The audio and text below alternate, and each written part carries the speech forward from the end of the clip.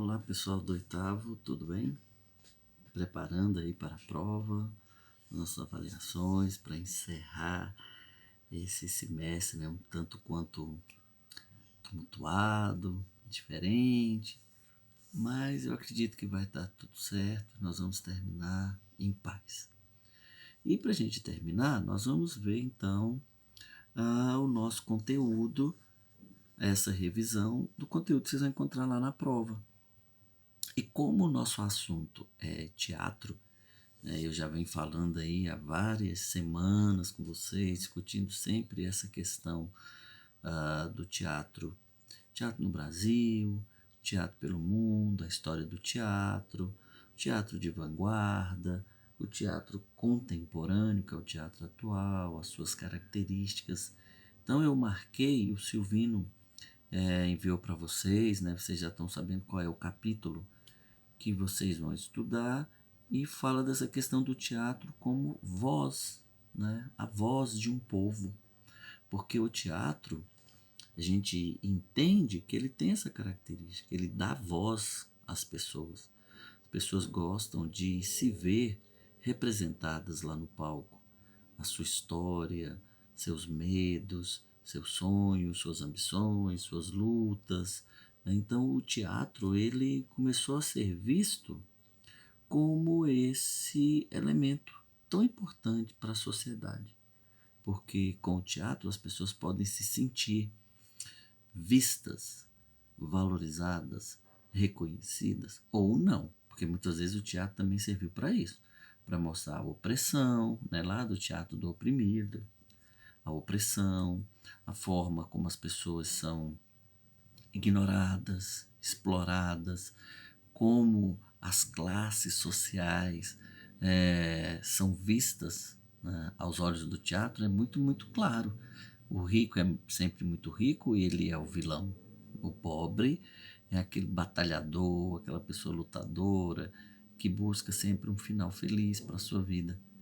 Então, o teatro, ele se baseia, ele foi construído em cima desses paradigmas, em cima desses conceitos, né, de formação da sociedade.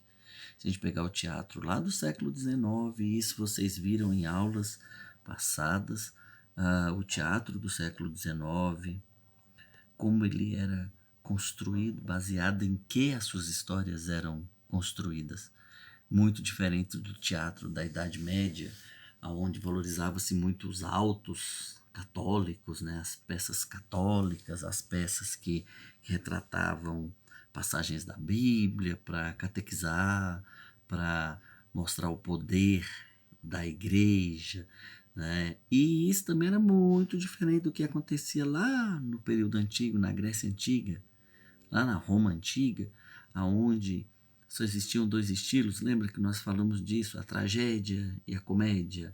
A tragédia, pelo próprio nome já diz, né? Trágicos, histórias de grandes embates, histórias de reis e deuses, e que lutavam e que faziam grandes sacrifícios, e no final um ou outro morria. Então era sempre uma tragédia, os casais nunca ficavam juntos, ou morriam os dois no final, ou o pai matava o filho, era sempre grandes tragédias. Isso lá na história antiga, no período inicial do teatro, quando o teatro começou a fazer parte da sociedade.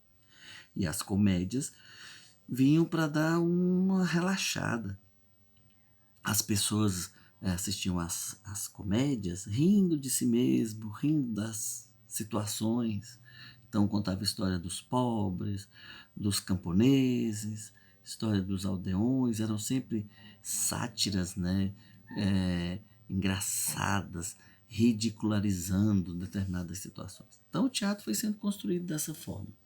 Mas o que eu quero destacar com vocês é o teatro contemporâneo, que é o teatro atual, que é aquele que nós vimos também em algumas aulas anteriores, em alguns vídeos, falando do teatro como um instrumento de, de confronto, né? Principalmente aqui no Brasil, no período da ditadura, a perseguição que os artistas sofreram, que os dramaturgos, né, que eram quem escrevem as peças, sofriam.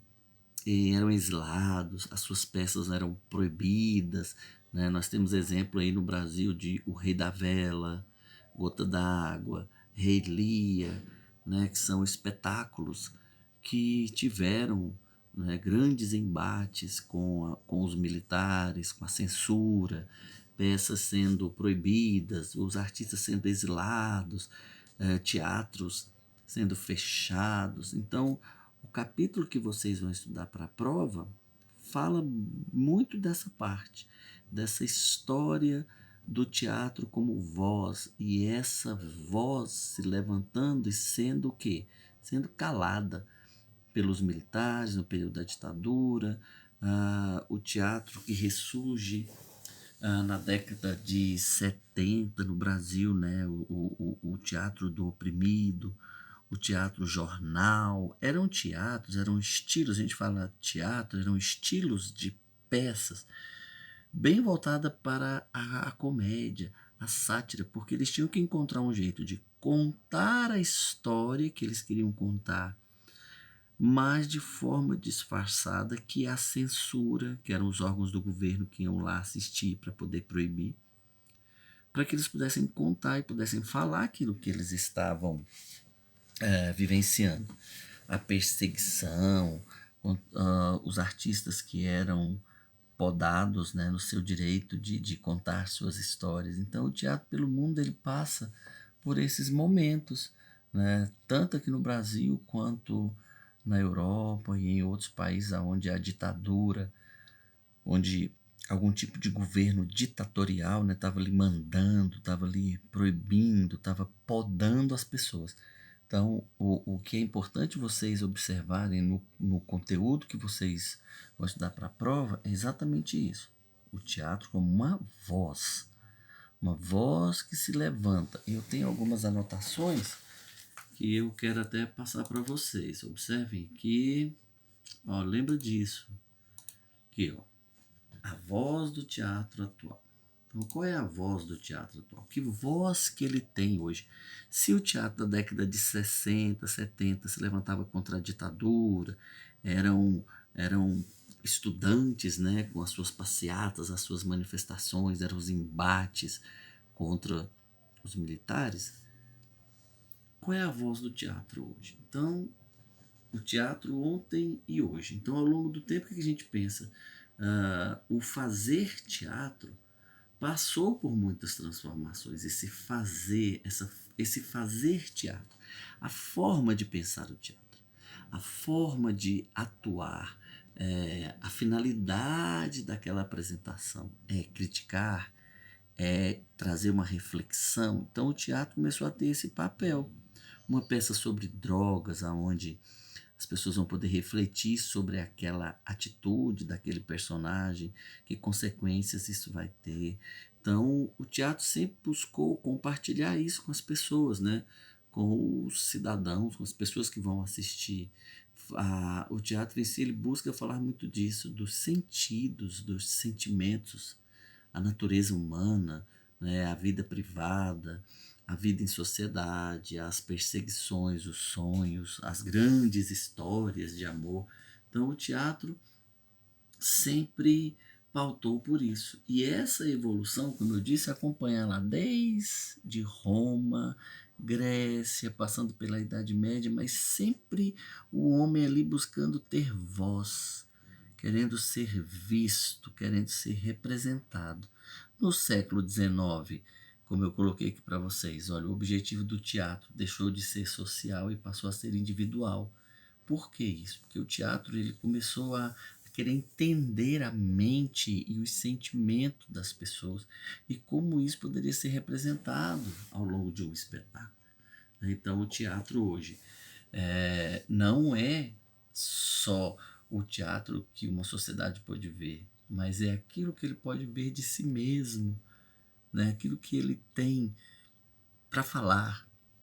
Então, atualmente existe vários tipos de teatro, amador, profissional, educacional, comercial, mas todos buscam a mesma coisa, ser instrumento de transformação, ser um instrumento de conscientização, um instrumento de mudança, levar as pessoas que estão ali dentro muito mais do que relaxar assistindo uma comédia, mas refletir sobre aquilo que ele está vendo.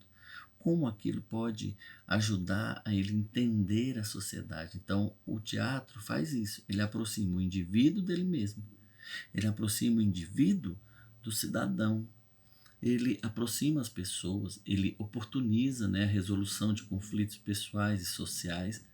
De que forma?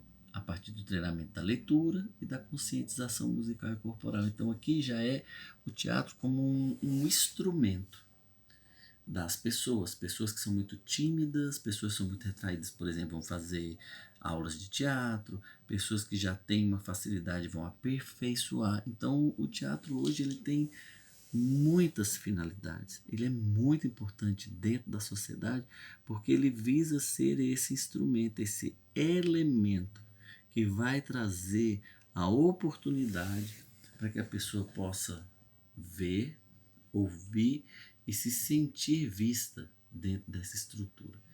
Então, para nós é importante a gente ter esse conceito, tá bem? Então, o que eu quero que vocês estudem, reflitam, façam suas anotações, busquem lá no capítulo que você já recebeu a informação, voltem nesses vídeos, peguem isso que eu estou falando, esses pontinhos e vai anotando, porque isso vai ser importante na hora de você responder a sua prova, ok?